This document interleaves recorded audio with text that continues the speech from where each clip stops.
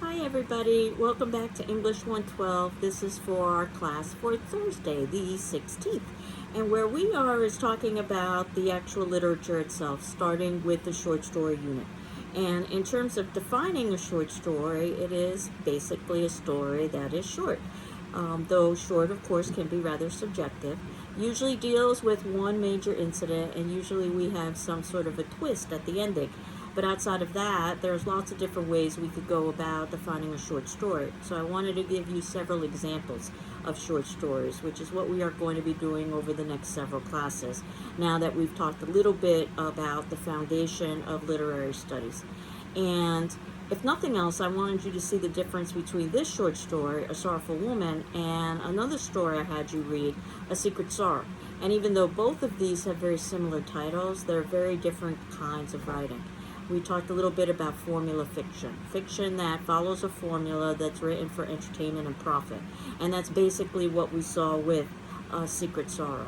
And while A Sorrowful Woman might have been written with some goals of providing entertainment and with some hopes of earning profit, the reality is that this is a much more complex tale. There's a message embedded within it that the author wants to make.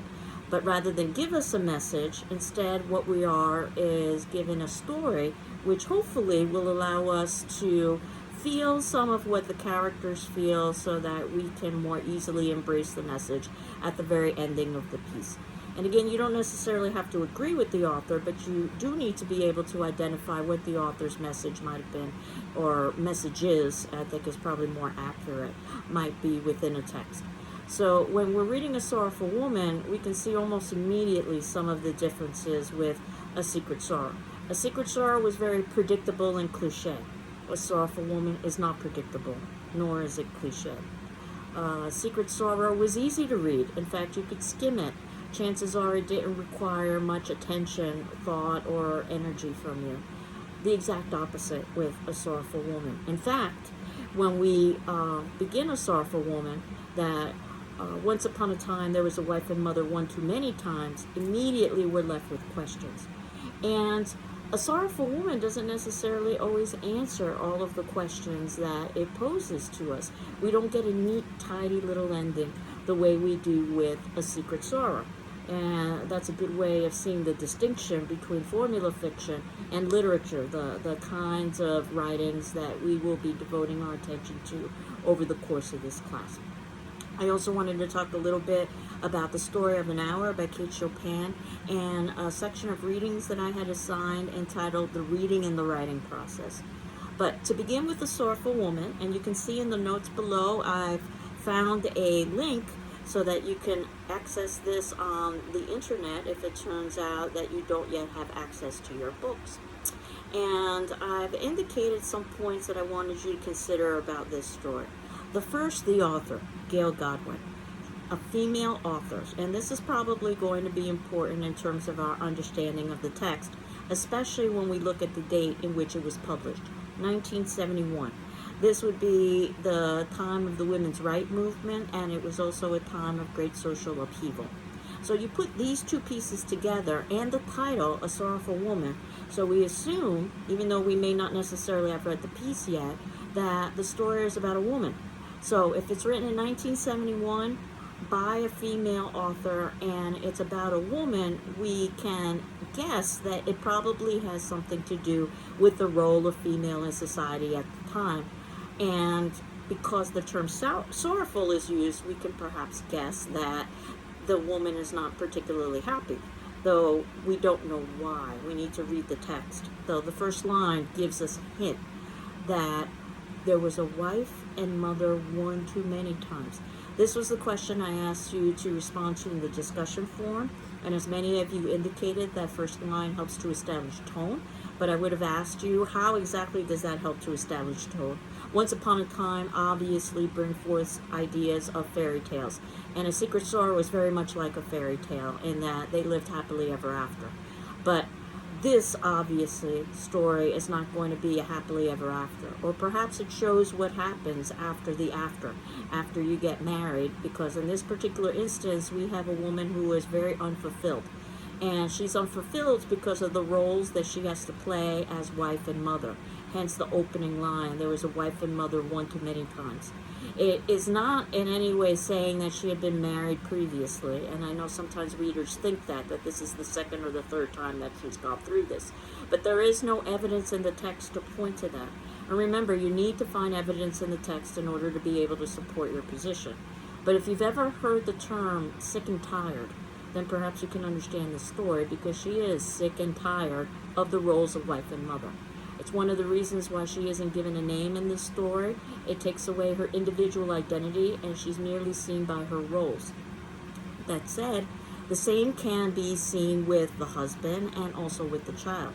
It would be fascinating to read a story entitled The Sorrowful Man from the male perspective in this situation, or a sorrowful child, and to read a story from the child's perspective from this particular family unit. But that's not what the author wanted to give us, or else that's the story the author would have written. Instead, we get a sorrowful woman. Not the sorrowful woman, a sorrowful woman. The would imply one. A means one of many. So the idea is that this is representational of not necessarily all women, but certainly some and maybe many women in society. And if we think about what role was expected of female in 1971, it would mostly be that of wife and mother. So what does female do if she lives in a society in a time period that has expectations for her that she does not find fulfilling? That's basically the crux of this particular story. And it's not as if this woman is in any way not given privilege. It's pretty clear that she lives quite comfortably. It's pretty clear that she has a healthy and happy family. That said, what if you have what seemingly on the surface is perfection, and yet you still aren't satisfied with that? And that's part of the human condition, is that we're continually striving for more. So this story is a complex one, because while we're supposed to feel empathy for the female, we also can understand that the female has responsibilities, A, to her husband, and perhaps B, more importantly, to her child. So it's quite common to have complex feelings about this character. And that's also something that we lose in formulaic fiction. We lose that sense of complexity and multidimensionality. So many things in the text need to be reread multiple times in order to understand their significance. And I was suggesting 3 readings of a short story. The first for plot, just to understand what is happening in the story. And then the second for analysis, to try to find the clues. You're much like a detective trying to find the clues that the author is leaving behind for you. And then the third time to kind of refresh your memory before a class or before you begin to write about a piece. So a couple of the details that I wanted to draw your attention to. The time period, that this story is set in the winter evening. And winter, and I believe I mentioned this in an earlier class, the seasons can oftentimes represent different stages in life. The spring is thought to represent growth, renewal, summer, the height of life, fall, beginning of descent, and then winter, descent or old age. So setting something in the winter already contributes to the idea of a negative tone. Same with the evening. The times of day can represent different stages in life, with the morning being the beginning, the noon hour being the height of life, the afternoon the beginning of descent, and the evening descent. So setting it in the winter evening is negative, or at least could be viewed as negative. The author's quite aware of this, and sometimes authors will put something that has a certain expectation associated with it and then subvert that expectation. And in fact, this is exactly what this author does at the ending of the story when it is now spring. So based on this sort of philosophy, one would assume that spring represents birth and renewal, so we're going to get birth and renewal at the end. And that's exactly what we don't get. So sometimes an author can use a symbol or can use an image and completely upset our expectations.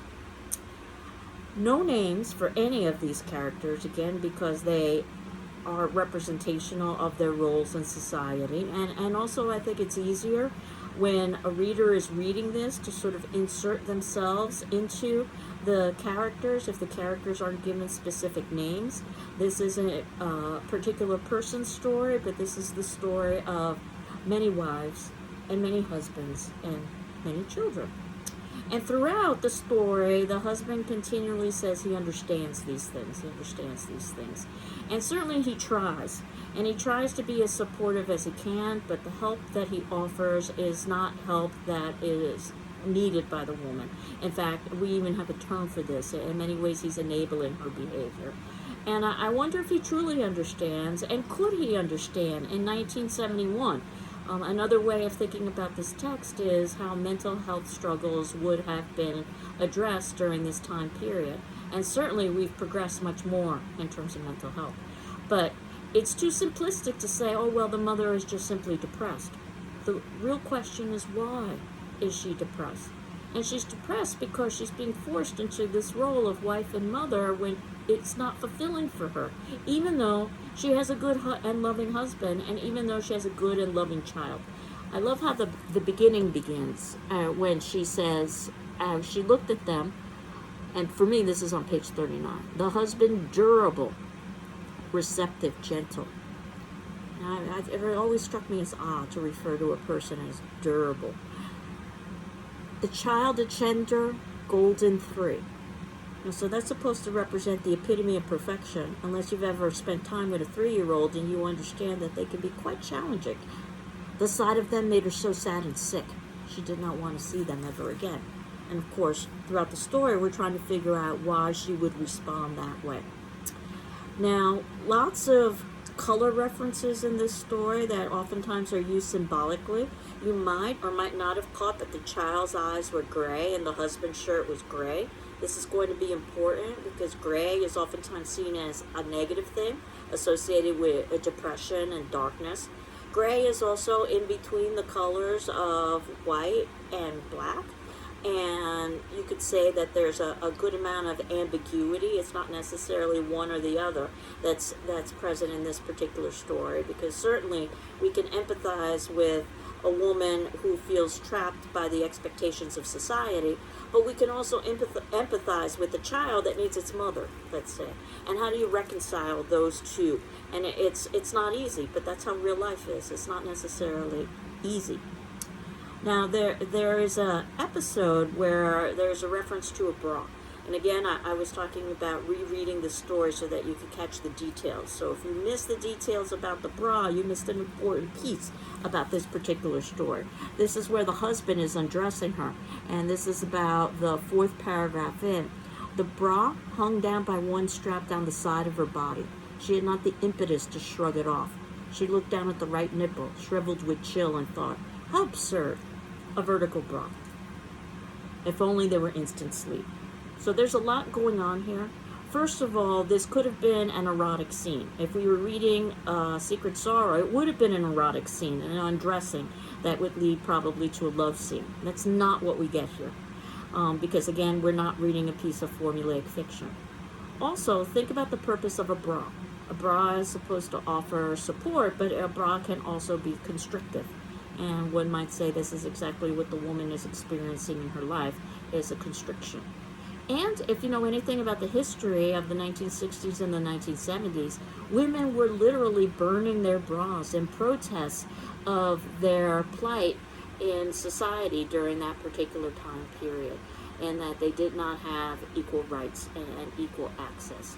And in some ways, perhaps that still exists, but certainly not to the extent it would have in the 1960s and the 1970s. This piece being written in 1971. Gail Godwin being born in 1937. We're given that information on the title page.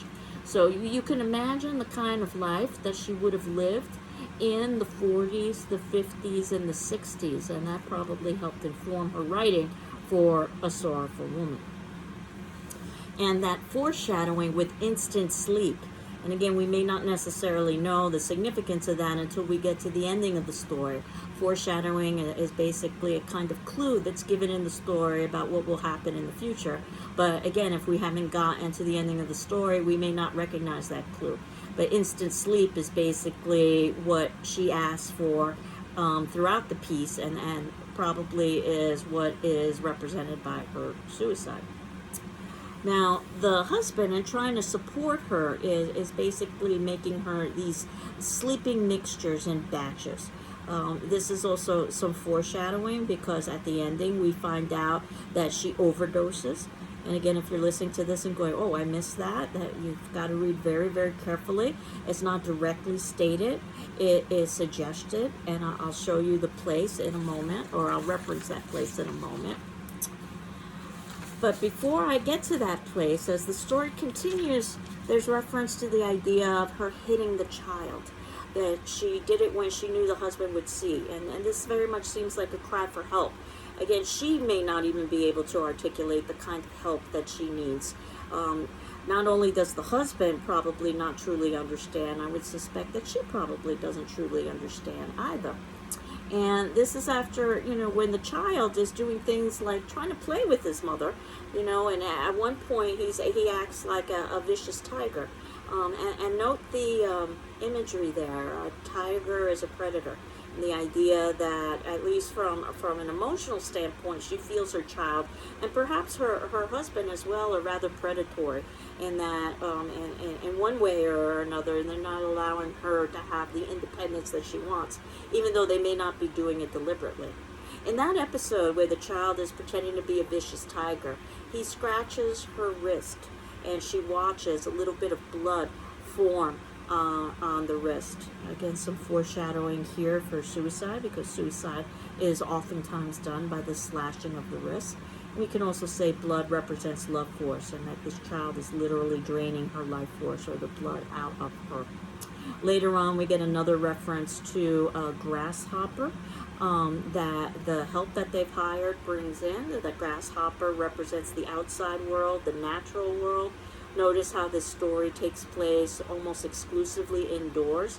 And in fact, there's been a good amount of scholarship about that, and something I talk about in my Women in Literature class, how the home, especially in the 18 and early to mid 1900s, could be seen as a kind of prison for female. And definitely we see this woman who is almost exclusively at home and almost exclusively with her family. We don't see any interaction with friends or colleagues. So she's very much dependent upon this family unit. And the husband, being very concerned, he decides to hire some help. And he ends up hiring somebody who is the perfect girl. And partly because she's not perfect is because she's not pretty. In other words, she doesn't represent some sort of a romantic or sexual threat. Again, if we were reading formulaic fiction, we know what would happen. There would be an affair that would go on between the husband and the hired help. But that is not this story. So the girl is perfect. However, the girl also serves as competition for the woman, because the girl is so perfect and she's able to interact so well with the husband, the child, and even the mother. And the mother's response to all of this is that she fires the girl because she is too much of a threat. And then ultimately, we see how the husband has to try to pick up all of the pieces. At the time in 1971, it would have seemed unusual that there was one individual in the household that was doing everything, that was responsible for child care and career. Fast forward to our time period, and it's not at all unusual. That goes to show how societal expectations have changed, as well as economics have changed, where in the 1960s it was possible for one person to support a family, and in our time period, usually it requires two to support a family. So that says a great deal about what's happened to our society over the last several decades. But at any rate, the woman fires the girl, and the husband, by trying to take on all the roles, basically is enabling the woman. And now the woman is moving into what was once the girl's bedroom, and the girl had painted it white. And you could think about all of the associations with white that could be positive. A clean slate, a new beginning, innocence, virginity.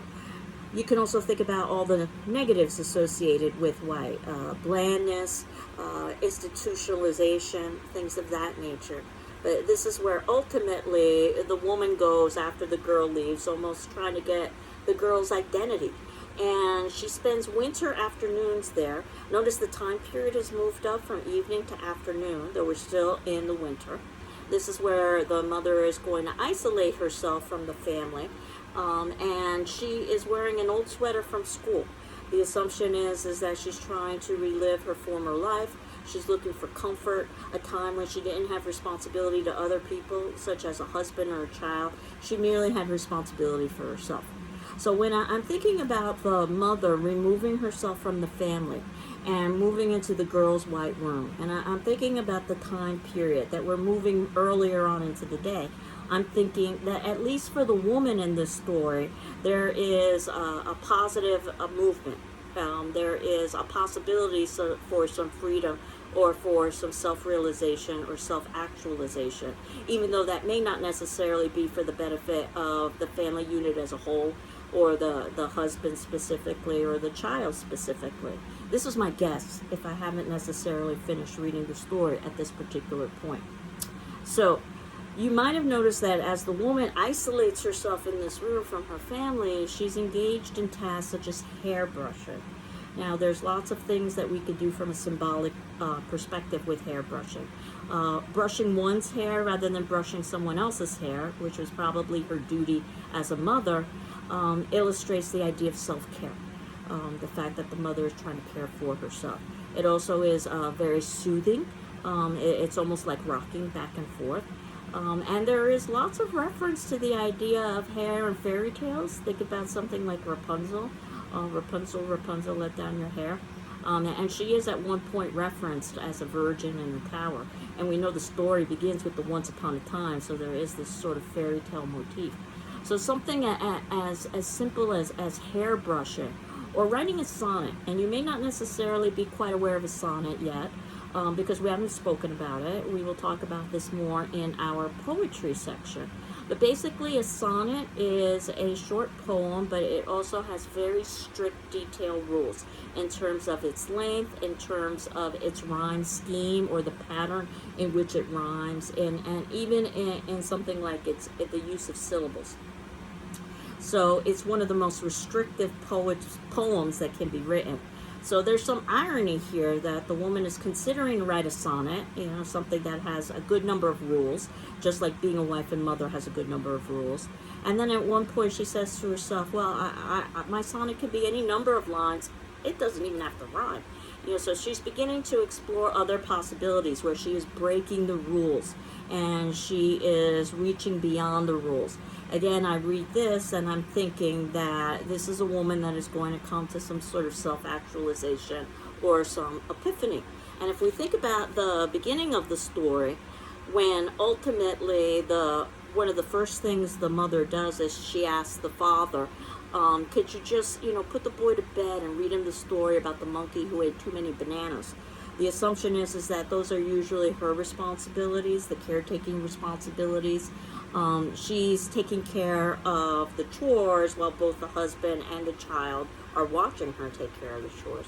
Even the story about the monkey who ate too many bananas, what happens when there's a wife and mother too many times, this idea of excess and that it can make you sick, basically.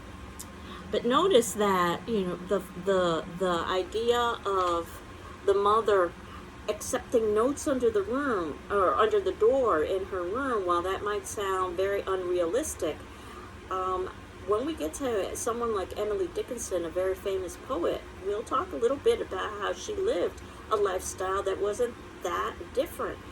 She basically secluded herself in her bedroom and oftentimes communicated through letters. So that said, even though it might seem an impossibility, I've myself seen how individuals have sat next to one another and used technology in order to communicate with one another and have not had dialogue. So I don't think it's that unusual. But the woman is obviously trying to separate herself from the family and her responsibilities for the family. She's trying to isolate herself. And as we continue on, we now find out that it's a spring morning. So now we're at the beginning of the day, and this is the beginning of the spring season. So we're thinking hope, renewal, rebirth, at least for the mother figure is what I'm assuming. And it indicates that she's suffocated by joyful notes from the family. The sense of foreshadowing that she really is not able to have the freedom and the independence from her family, even though she loves them. And very important on page 42, the line that she went to the cupboard and took what was hers. This is at the bottom of page 42. And this is, I believe, it's paragraph 35. So remember, in the cupboard is where she was storing all of those sleeping mixtures that her husband had been making her, and he began making her batches for a week at a time. So when she goes to the cupboard and she takes what was hers, she basically is taking that sleeping mixture.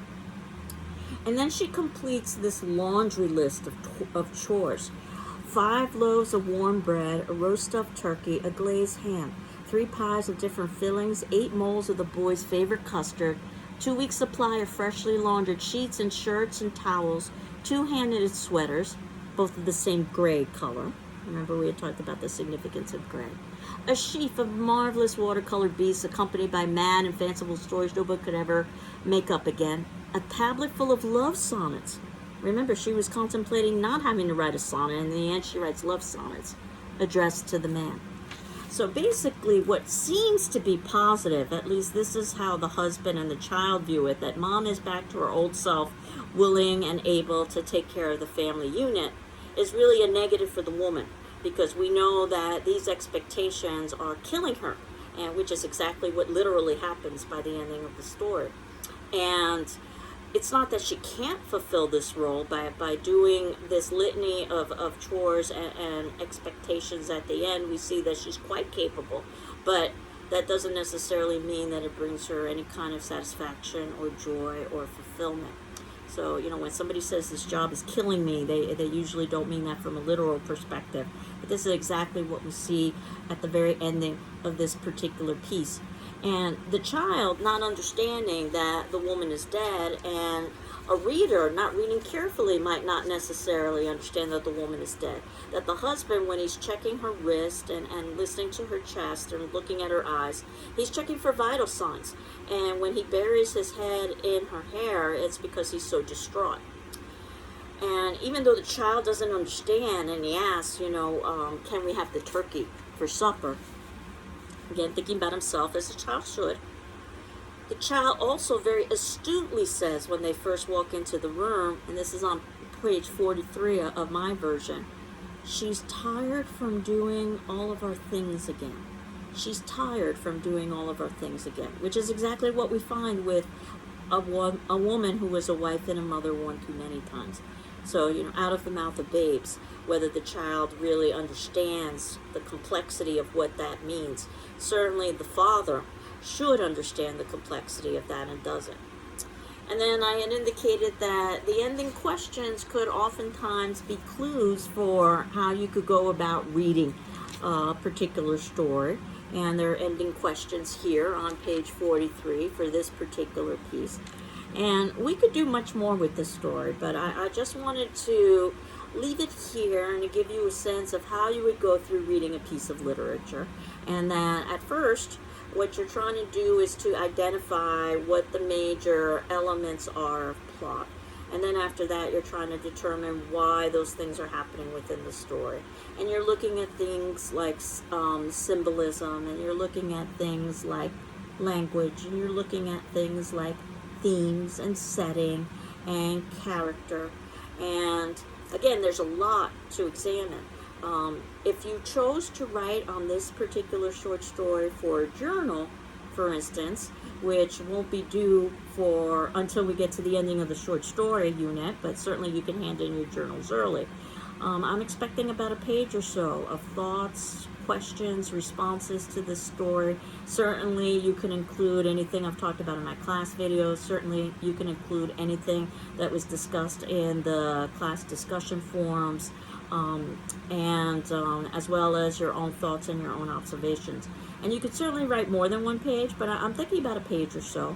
And obviously, there's much more that you can write about in terms of this story. And if you are that, let's say, interested in this particular story, you might want to write a paper about the story, which I will talk about further as the semester progresses, where you have about 4 or 5 pages where you get to concentrate on one story and talk about one element in depth, as opposed to the journals where there aren't necessarily any real criteria. So it isn't something that has to be written as formally as a paper, and I don't even evaluate it for grammar mechanics.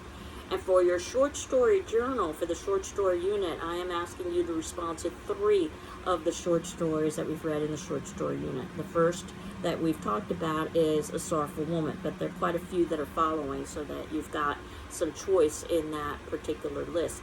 But the other story that I had assigned for today, The Story of an Hour, and this was in the earlier set of readings that I had assigned when we were talking about what is literature and how do you write about literature. In my version on page 17 is where we got an example of somebody going through Story of an Hour and annotating it, which is what I suggest you do when you are reading a piece of literature. Taking notes on the elements in the story that seem to be important to you, whether it be the title or the name of the character or some of the use of language. Those notes are in our textbook indicated in the margin, but those are the kinds of notes that you could do on a separate sheet of paper or on a computer screen and submit in for a journal. Not that it has to necessarily be formatted in that particular way, but what I'm looking for is more than just plot, more than just a summary of what happened in the story, and a discussion more of why those things might have happened. And even though The Story of an Hour, which was written in 1894, was written much previous to the story we just talked about, A Sorrowful Woman, in many ways they are very similar, which goes to show that ultimately, as much as times change, they can oftentimes remain the same.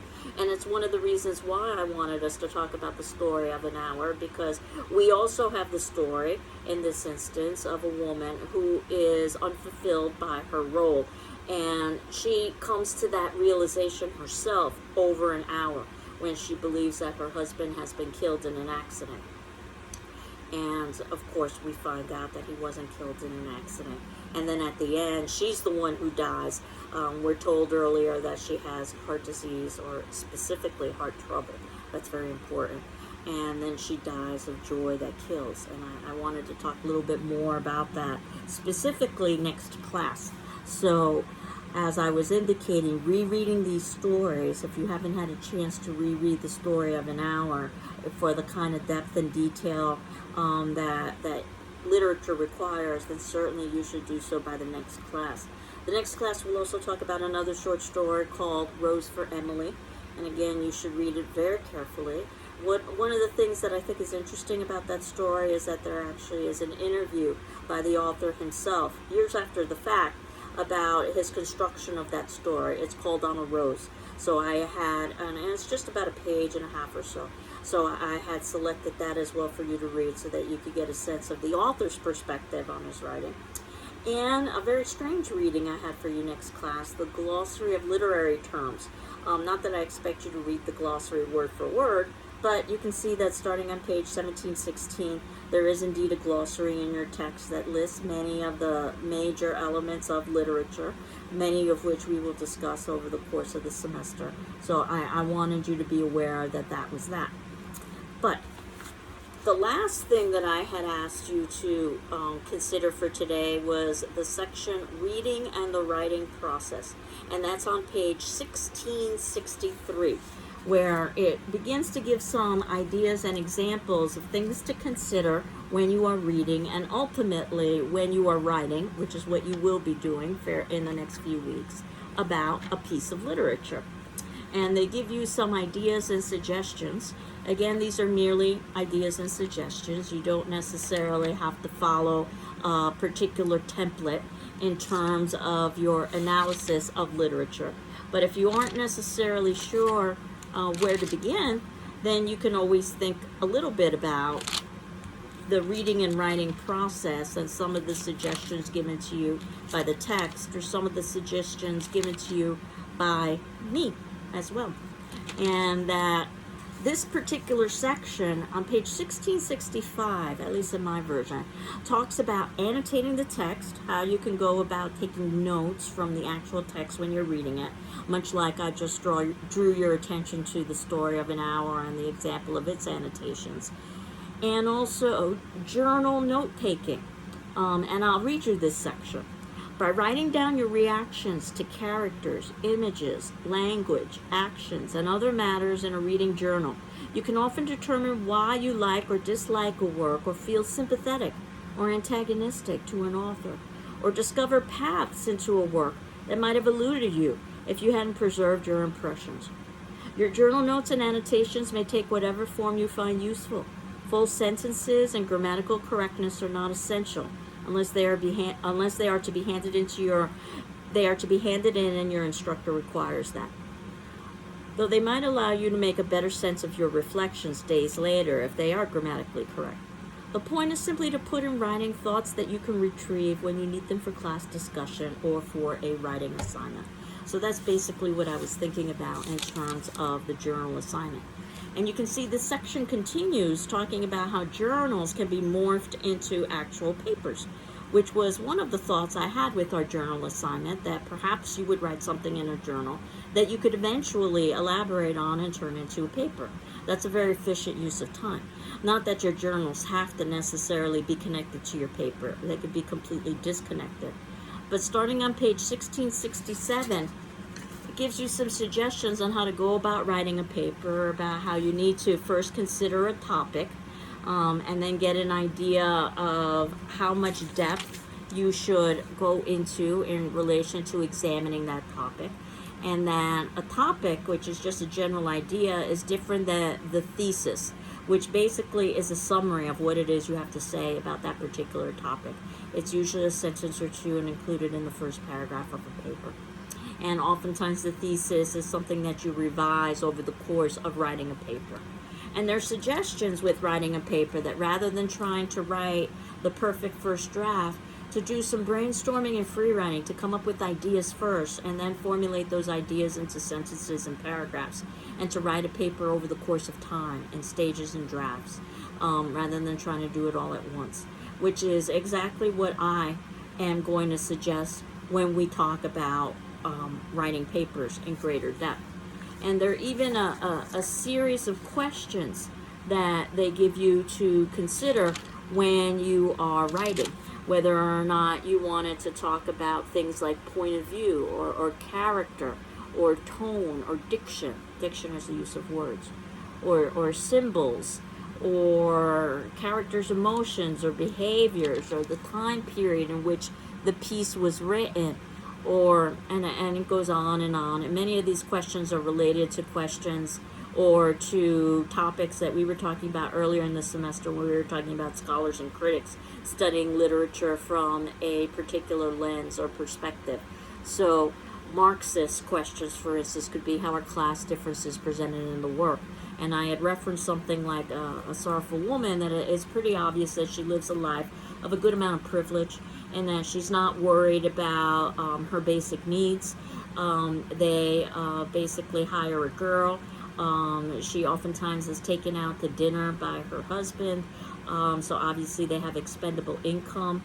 The laundry comes in, which means that they send the laundry out. So obviously, we can see that that is not the issue in this particular piece.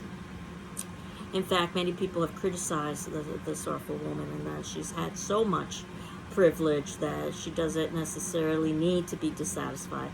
But again, I think all of us can relate to the idea of certainly having more than someone else, but yet for ourselves personally, we still desire yet even more. I think that's part of the human condition.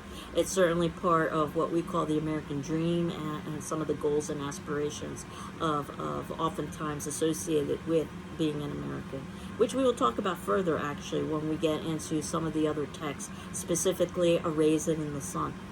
But on page 1673, it talks about basically how to try to organize a paper, how to write a draft, how to write an introduction and a conclusion, and how to use quotation.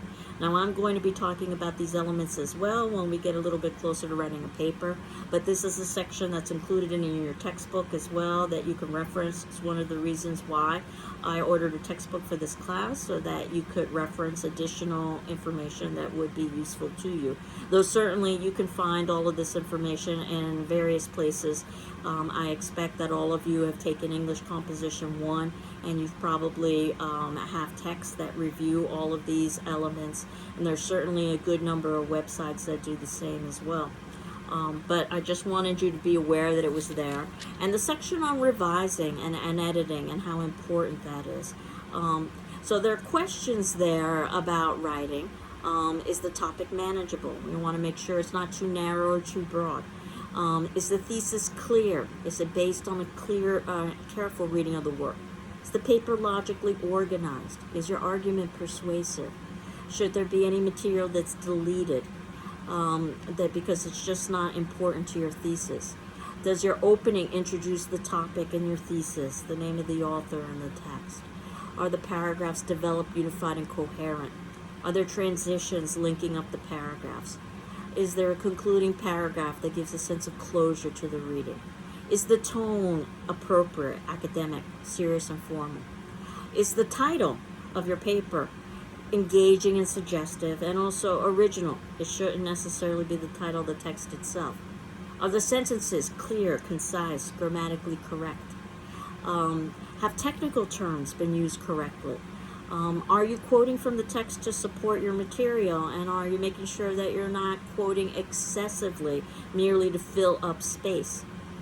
And have you followed your instructor's guidelines? So again, we'll revisit all of these, and I'll have some suggestions and handouts for you that I will be posting as the semester progresses.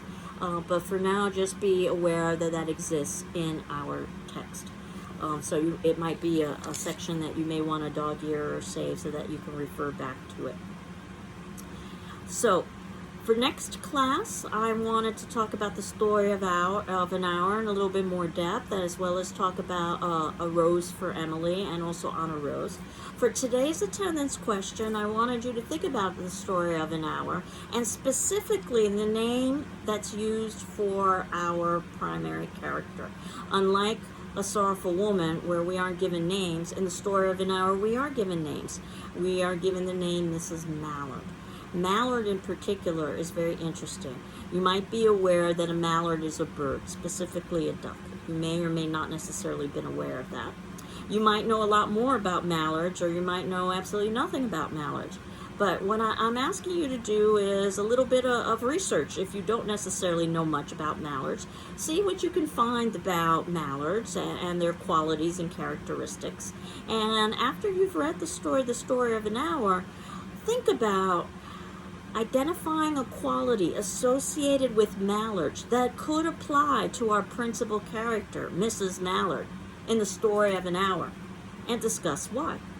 Basically, what I'm suggesting here is that this was a very deliberate choice by the author to name our main character Mrs. Mallard. There is significance here. This isn't just happenstance.